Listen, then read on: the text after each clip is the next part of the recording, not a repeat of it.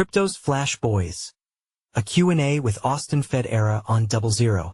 DoubleZero was first announced in December 2024 as a blockchain layer intended to be faster than the internet.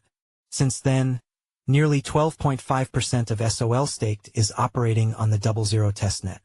As blockchain ecosystems mature, the speed and efficiency of the infrastructure for nodes have become more than just technical considerations. They're strategic imperatives.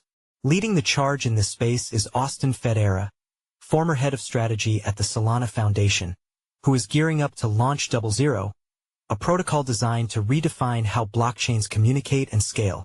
In a wide-ranging conversation with CoinDesk, Federa delved into the motivations behind DoubleZero, the challenges it addresses and that may come out of it, and why its vision for a high-performance networking layer could be the foundation for the next generation of decentralized systems.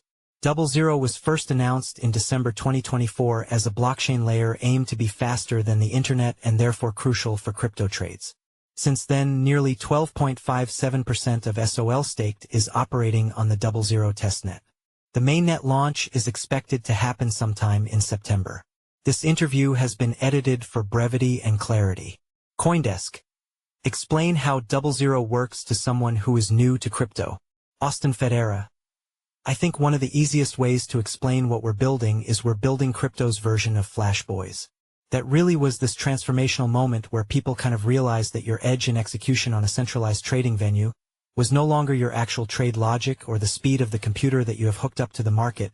It is how quickly you can get data between different points where market events occur. That was kind of a really big change in the industry because transit time was not previously considered to be terribly important.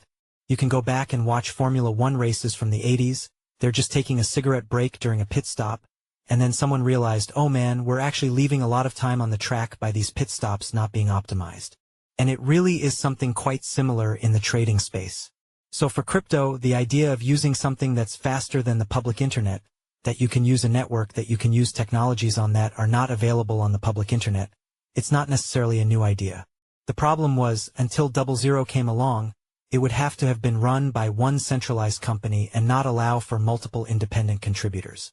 The main technology, philosophy, and economic unlock of the DoubleZero protocol is that it allows multiple contributors that have their own fiber networks to contribute portions or all of that fiber network to the DoubleZero network. It builds a giant, extremely high-performance fiber mesh network that connects people all around the world. CoinDesk. Why build for Solana? Federa, we're not actually built on Solana. We do have a separate ledger system, but it's not a network that anyone ever deploys a smart contract to. It really is just an accounting database. The reason that we're supporting Solana first is because Solana is pretty unique. If you look at fast blockchains and then you look at node count, there's a ratio of transactions per second to number of nodes. No one comes even close to Solana. Any network that is anywhere near the performance of Solana has a 1/5 to a 1/10 of the number of actual nodes. And so the communications problem is an exponential problem. The more nodes you have in the system, and the more places you need to get data to go, the more bandwidth you need, the more the communication becomes a bottleneck. So the bigger and the faster you get a blockchain network, the more communication becomes a bottleneck for that network moving quickly. And so the real goal behind what we're doing is to allow blockchains to go faster than the public internet, without having to drop node count or add centralization. We think DoubleZero has a lot more applications than just Solana, and a lot more applications than just blockchain. But it is the place where there's the biggest need at the moment. You look at the other blockchains out there, and they just don't have these problems yet. CoinDesk. How does staking on Solana tie to DoubleZero? Federa. We have a stake pool that is staking to nodes on DoubleZero. As a percentage of stake, it's quite small. It's about 3 million SOL. There's 500 million SOL. So it's not a huge amount of SOL.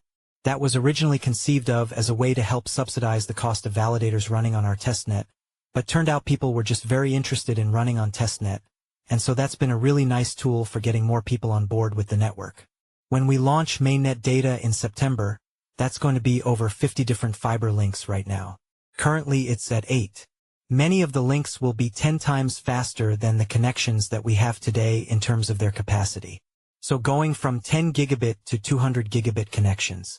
We see a future where, when you get enough stake operating on the DoubleZero network, protocol designers at Solana are now able to jack up limits way higher than they can on the public internet, because there's more capacity offered on DoubleZero than is available to validators operating on the public internet today, and it's a lower latency connection. So the data transmission actually, not only can you send more data, but that data arrives more quickly than it would otherwise. CoinDesk. So in your world there are two scenarios here. You have the public internet or you have something like a DoubleZero. If you want to get something done faster, quicker, or other benefits for your trade, you go the DoubleZero route. Does that then create a performance inequality between validators on Solana? Federa, we get a version of this question a lot. And the question to ask yourself is the internet a centralizing force? The internet is basically just 20 companies that have most of the connectivity. And today, if all of the OECD countries suddenly said, no more crypto, basically everything but Bitcoin is hosed. So when we're honest about what we're feeling about here, the importance is not to get rid of the internet entirely. It is to make sure the internet is there as a fallback, as a censorship resistance path. And so if DoubleZero is offline, or if there is a bad actor in the DoubleZero network that decides to try and censor blocks or something along with censored data moving through it, two things will happen. One, this is why we have 9 independent contributors on the network, so data will just route around them, and we can basically kick a contributor off the network. And the second thing is, we always have the public internet to fall back on. Now that may require Solana dropping from 500,000 transactions per second to 10,000 transactions per second. But that's not a bad failback state. That's kind of your classic. There's a traffic jam on the highway. I'll take the county road at the moment. CoinDesk. So mainnet is coming very soon. What's happening between now and then? Federa. It's a lot of testing, it's a lot of making sure that we're fully ready to go. And then it's obviously a token-based project. So there is a token launch that will go along with that as well, also in the month of September. Read more. DoubleZero's new internet, 4 blockchains nabs $400 million valuation from top crypto VCs.